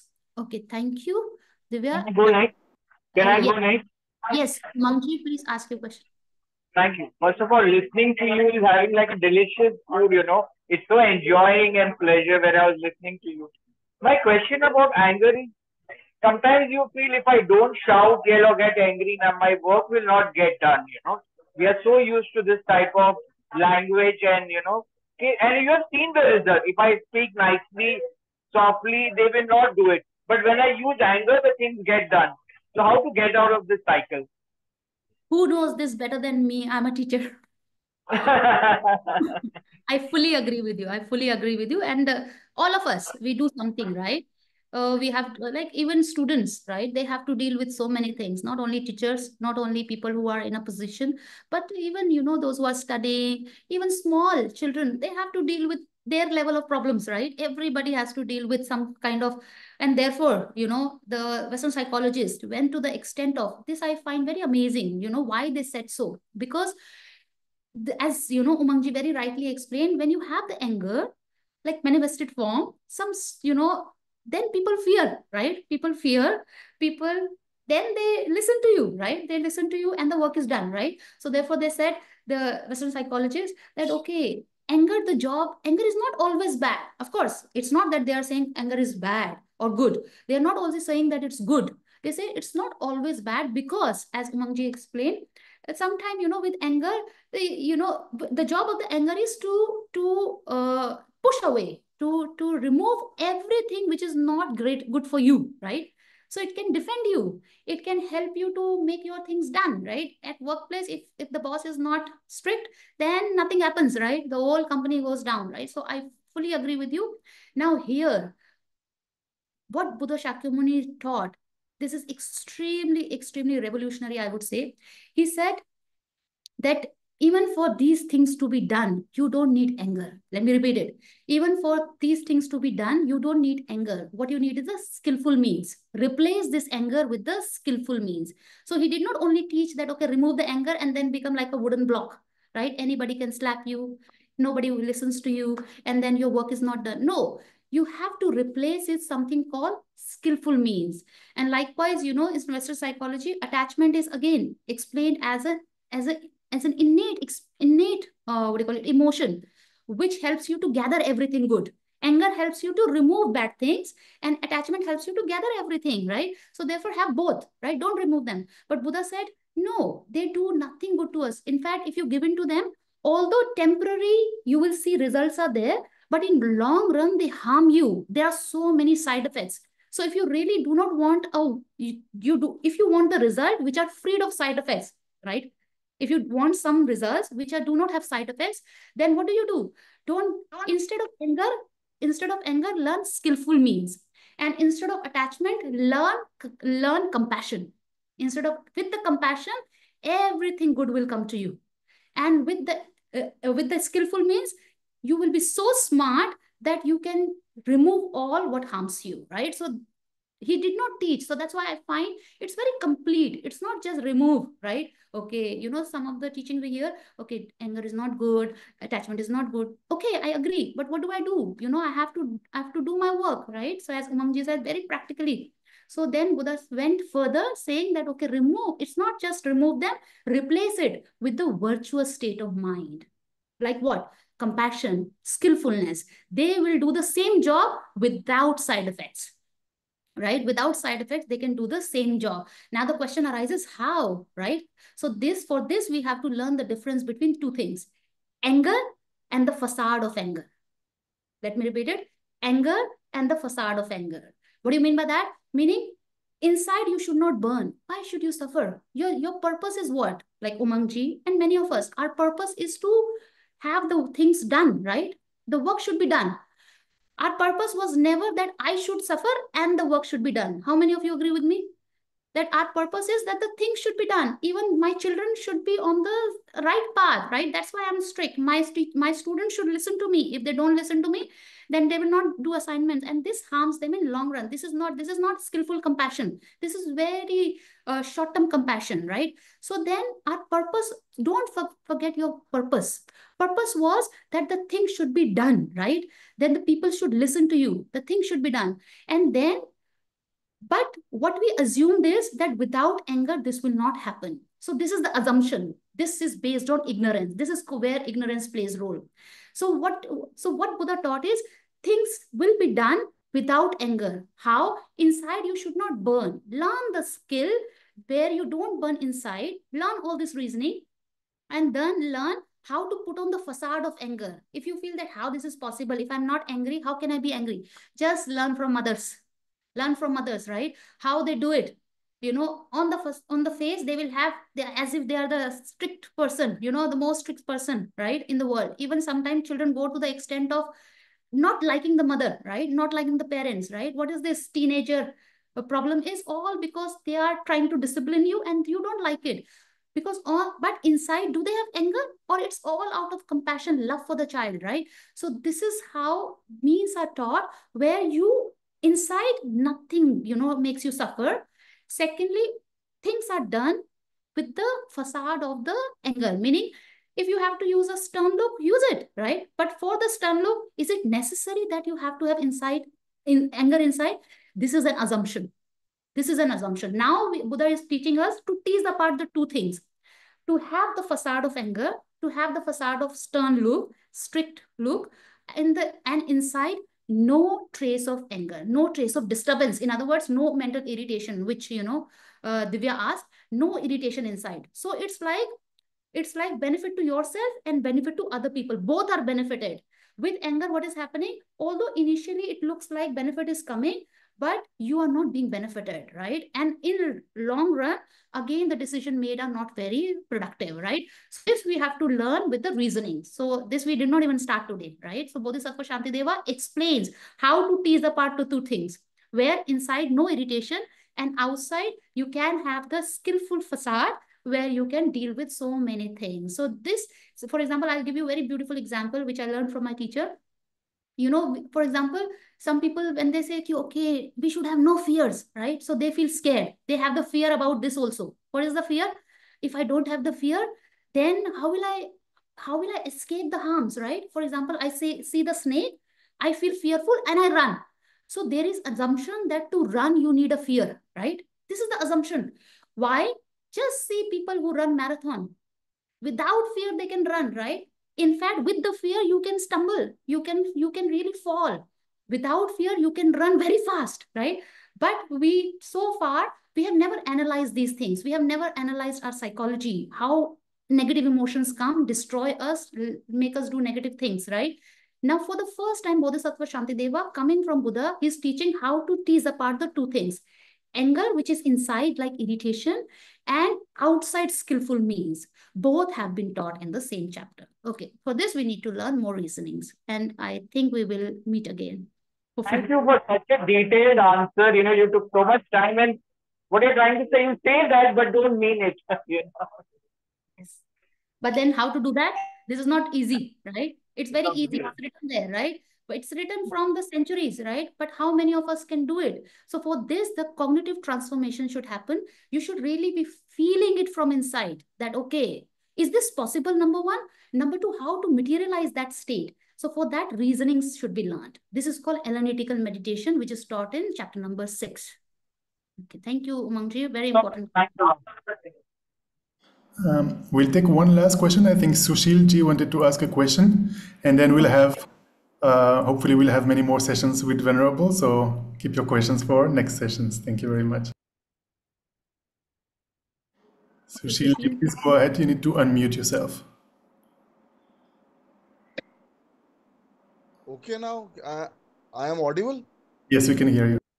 Yes. Yeah, madam, my question is for the last long time, I have been thinking that the emphasis is always on be sensitive, be compassionate. My question is intriguing in the sense to me that how to develop this sensitivity, how to develop this compassion. On the road, if you are walking, you find you are driving and the other person is overtaking you and he is being insensitive and all that. But how to generate these two things? And I am sure, madam, you are brilliant, I know. Thank you so much. Thank you for this question. So this actually is what I was requesting, Nicola, that I think we have to meet again, right? So how to do that, right? So what we learned is we have to do this, right? Patience, sensitivity, compassion. But then when actually person comes, says that you are stupid or, bangs into your car, or there is a scratch or injustice are seen. So much is happening in the world right now, right? So how to have this final stage where inside no disturbance and outside you are so skillful. In fact, people come to you. You must have seen people come to take advice from those people who are very calm. They don't go to the people who are very angry right now, right? Why? Must be some reason behind it. Why? Because everybody knows under the sway of the anger, the decision taken are not good. So now what Sushilji, I think Shyamji or Sushilji is asking, it's how to do that. This is the main question, right?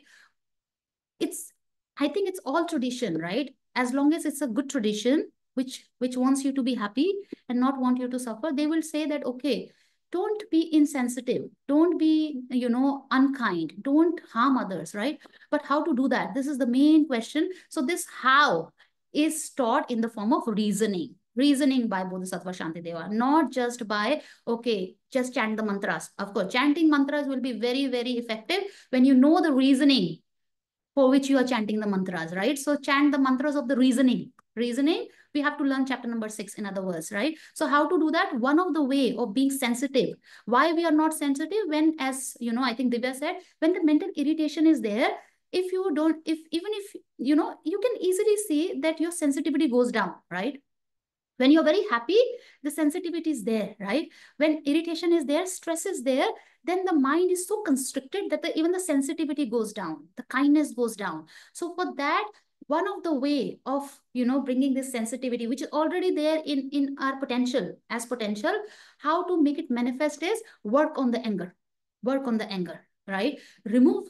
Try to mitigate this anger with the help of cognitive transformation. Cognitive transformation, learn the reasoning. I'm again repeating it, learn the reasoning, and you don't have to do anything. You don't have to force yourself that, okay, you should not be angry, I'm going to the classes of Buddhism. No, just learn the reasoning and slowly transformation will be felt. And then you will feel that earlier when, you know, with the things which could make me easily angry, insensitive, unkind, now it has changed to some certain extent, certain degree. That is the best of the certificate that we can get from, you know, our own study or experience of the teaching. So this is the only way. Bring about cognitive transformation. Learn this text. I would say Bodhicaryāvatāra is extremely precious to become more sensitive, more kind, more happy, and to, you know, thinking about the world. Thank you so much, Sushilji, for this question. Okay, I think this was the last question. So I again thank you so much to all of you. Again, my friends are there. I know they know much more than me. You know, Venerable Kavira is there, Jyoti ji is there, Neeraj ji is there, Manjari ji is there, Parul ji is there, but still they are joining. I feel very inspired that, and Joya ji is there. Again, you know, a great practitioner. Then, you know, they are there, and actually seeing them, it's very inspiring that, you know, this is how the transformation will happen. Not like, you know, one class and then, you know, tomorrow you're a Buddha, or tomorrow you are a person who knows how to segregate the two things. Inside, no anger, very happy, you know, very, very happy, and outside very skillful. This will not happen like one day. It will be like through these discussions together. Together, you grow, I grow. Thank you so much. Thank you, Nicola. And thank you to Thank you so much, Venerable Dr. Pujala. So inspiring, and I hope all of us will think twice next time before we get angry. And I hope all of us will want to learn more about the antidotes. And please accept this humble virtual kata offering. And I hope soon in the future I'll be able to offer in person when you come to Tushita, Delhi. And in the meanwhile, please more and more often share your Dharma knowledge with us online. But of course, whenever you're in Delhi, we'll be so happy to welcome you at the center. Thank you so much. Nicola. And just, of course, I think all of you know about the Tushita Meditation Center. It's a beautiful center. When I was in Delhi, I used to go there for talks and meditation. And then I feel very happy to be part of it. And also, I really welcome you all to this Nalanda University, where we are trying to revive the ancient Nalanda tradition, very close to the old Nalanda, the real Nalanda, and also very close to the place where Buddha actually taught enlightenment, Bodhgaya, and also Rajgir, where Buddha taught all the Pragya Paramita Sutras, the Perfection of Wisdom Sutras on emptiness. So, Nicola, can we do a little bit of dedication? Of course. Do you want me to share some dedication verses, or do you want to share? Oh, you can share. Okay.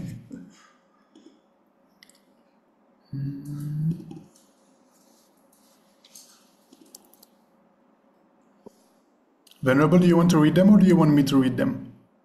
Oh, Nicola, if you want, you can read them. Okay. Please. Go ahead. So we can start on the right page, and maybe we can read in English first, and then we can chant in Tibetan as well. May the precious supreme bodhicitta, not yet born, arise. May that arisen not decline, but increase more and more.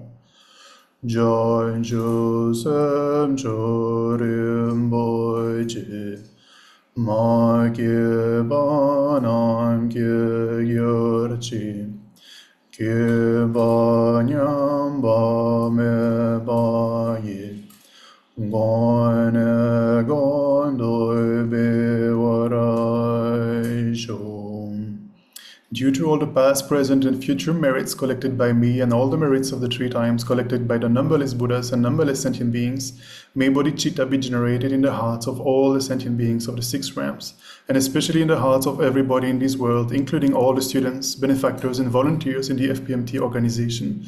May it be generated in the hearts of all those who rely upon me, all those for whom I have promised to pray, and all those whose names have been given to me. May it be generated in my heart and in the hearts of all my family members, those who are living and those who have died. May the bodhicitta that has already been generated increase. May the precious view of emptiness not yet born arise. May that arisen not decline but increase more and more.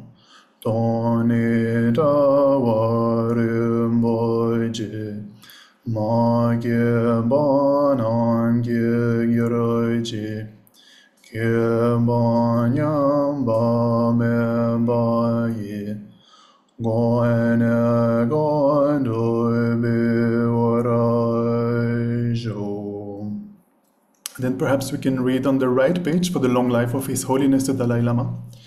Incomparably kind and supreme Tenzin Gyatso, the wish-granting, wish-fulfilling jewel, source of every single benefit and happiness in this world, may you have a long life and all your holy wishes be spontaneously fulfilled.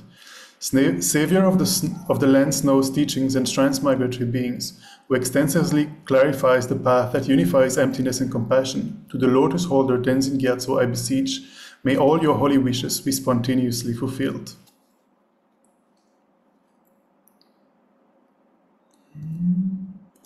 And maybe we can read the one towards the bottom of the right page. For peace and happiness to prevail in the world with all the conflicts that are happening now. Sorry, it's at the top now, on left top. By the force of the praises, no, it's not that, that is. By the forces of the praises and requests made to you, may all diseases, evil spirits, poverty, and quarrels be calmed, and may the dharma and good fortune increase in the regions in which I and others dwell. And maybe we can read this one and then we'll leave it here. Due to all the past, present, and future merits collected by me, the numberless Buddhas and the numberless sentient beings, may all wars, famines, diseases, global problems, and all dangers of earth, water, fire, and wind be stopped immediately. May perfect peace and happiness prevail in everyone's hearts by their generating loving kindness, compassion, and bodhicitta. May the Buddha Dharma, from where sentient beings receive peace and happiness, last a long time and spread in all directions. May all sentient beings meet the Buddha Dharma and achieve enlightenment as quickly as possible.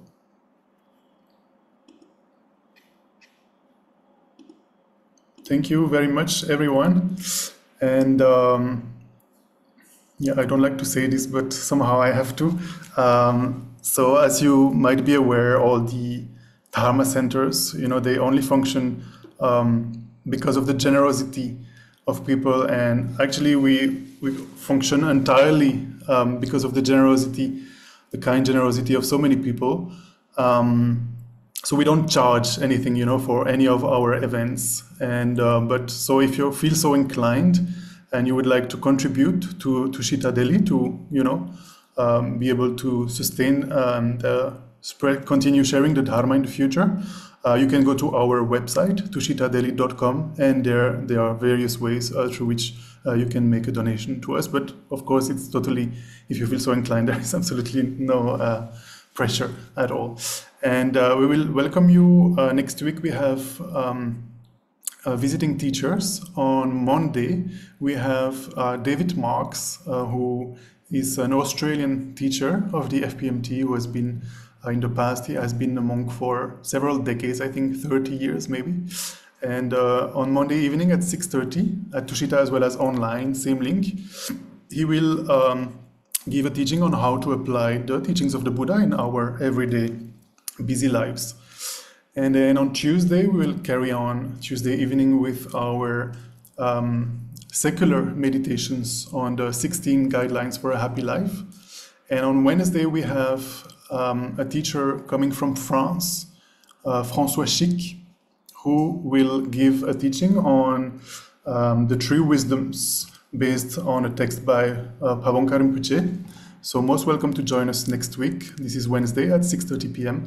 And of course, we have our daily guided meditations, Monday to Friday. At the moment, this is happening only on Zoom at 9 a.m. in the morning. And from mid-October onwards, we'll have again sessions in person in the morning. We have a new resident volunteer from Ladakh who will be staying at the center, and we will be guiding meditations in person as well. Thank you very much, everyone. Thank you so much, Venerable Dr. Pujala, and hoping to see you very soon. Thank you so much. Good night. Good day for those who are on the other side of the world. Thank you very much. Yes, all events at 6:30 p.m. Monday, Tuesday, Wednesday. Thank you so much.